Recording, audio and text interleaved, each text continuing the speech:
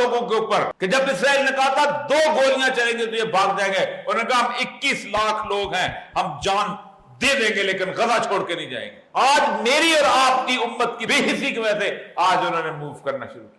ایک ڈرون پڑا ہے قطر میں اور سارے اکٹھے ہو گئے، 702 دن مرتے رہے وہ لوگ۔ یار اللہ کا رسول کہتا ہے کعبے کی حرمت اتنی زیادہ نہیں جتنی ایک مسلمان کی ہے، پوری امت خاموش رہی ہے۔ جتنا تیل ہمارے پاس ہے دنیا میں کسی کے پاس نہیں ہے۔ انہوں نے مسلم امہ کی دولت برباد کی ہے۔